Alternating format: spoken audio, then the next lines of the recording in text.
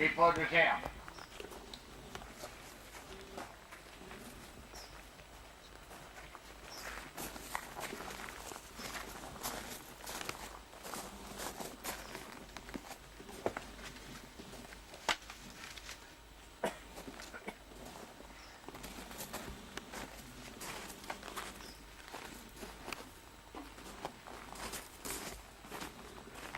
Minute de recueillement. Drapeau bas.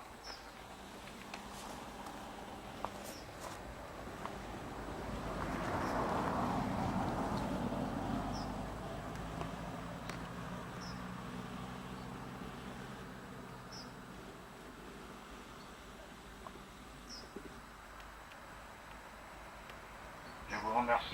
Drapeau au pied. Allocution de Monsieur le maire de Lallemotey.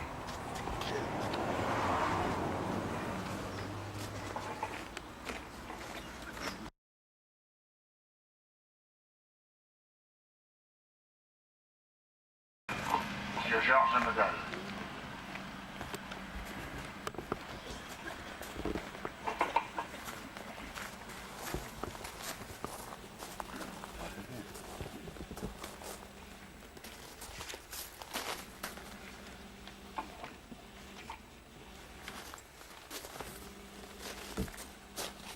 Le dimanche 6 août 1944, il y a de cela 54 ans, fut une journée terriblement riche en événements, dont certains dramatiques dans notre secteur. La direction généralisée des forces de la résistance, amorcée dans la dernière semaine de juillet, se développait et submergeait littéralement les forces d'occupation. Les maquisards, appuyés par l'immense majorité de la population, avaient libéré les 4/5 du département.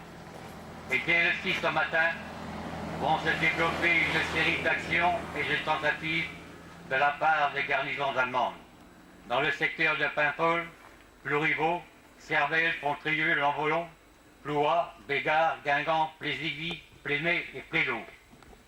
C'est dans ce contexte qu'à Lallemotey, ce même jour, un détachement de la Wehrmacht en garnison à l'Île-à-Bois arrive à la ferme de Croissel, tenue par la famille Antoine et située à proximité.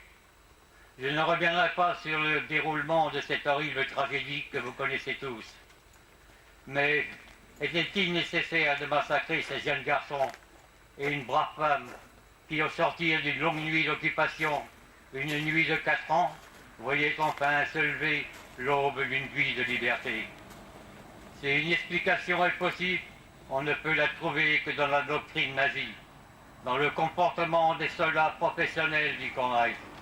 Véritables machines à tuer, ne reculant devant rien, et pour qui la vie humaine n'avait pas de prix.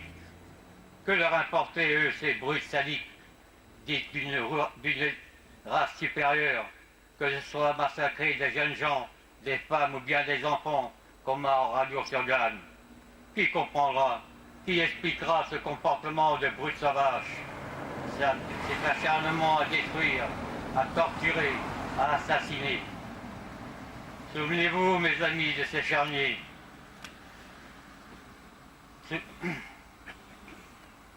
Qui comprendra? Qui expliquera le comportement de brutes sauvages, cet acharnement à détruire, à torturer, à assassiner? Souvenez-vous, mes amis, de ces charniers. Souvenez-vous de ces crématoires. Souvenez-vous de ces squelettes aux yeux fiévreux qui ne survivaient que par miracle. Souvenez-vous de vos camarades fusillés, pendus, torturés, soumis jour et nuit aux fantaisies sadiques de leurs tortionnaires. Ceux qui ont survécu, comme notre camarade Yves Antoine, ne peuvent oublier ceux qui ont succombé. Les hommes et les femmes qui ont vécu cela, qui emportent des traces de leur âme et dans leur chair, ne peuvent que maintenir bien haut le flambeau du souvenir. Saluons la mémoire de Madame Lantoine et les martyrs du Carpon, et saluons la mémoire de nos compagnons qui ont offert et donné leur vie pour que la honteuse trahison des 1950 soit rachetée, la France libérée, l'homme, l'être humain arraché à l'esclavage et rétabli à sa dignité.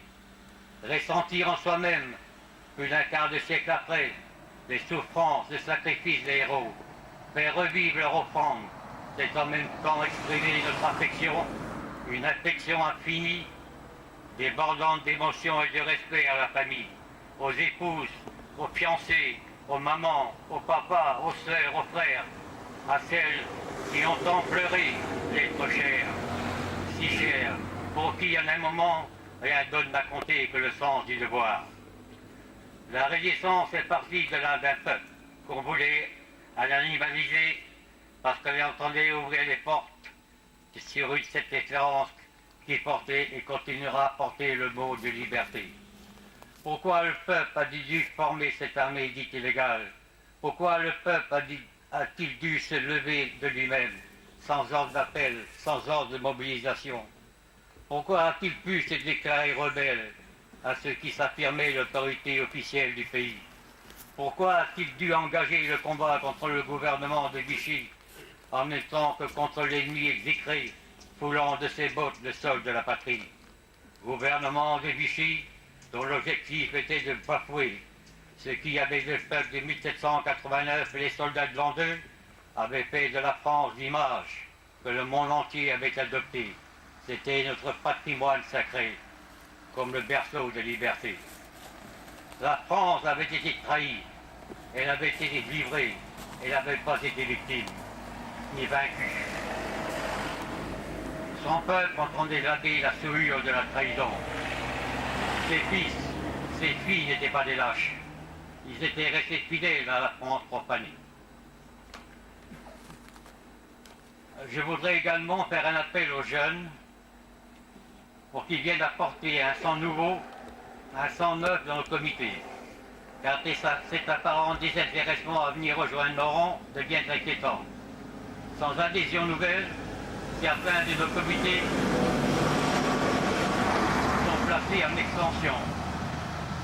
Notre président départemental des Amis de la Résistance vous en parlera plus longuement devant le monument de Krasnov. Il a déjà entraîné dans son sillage de nombreux sympathisants.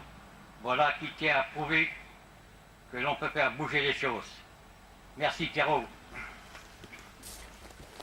Je terminerai en vous demandant de rester solidaires et fraternels.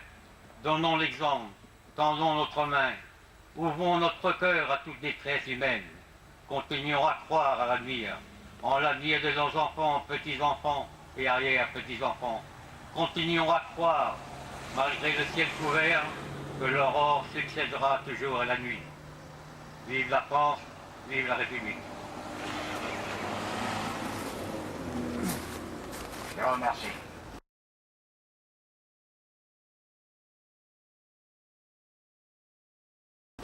Drapeau baudrier.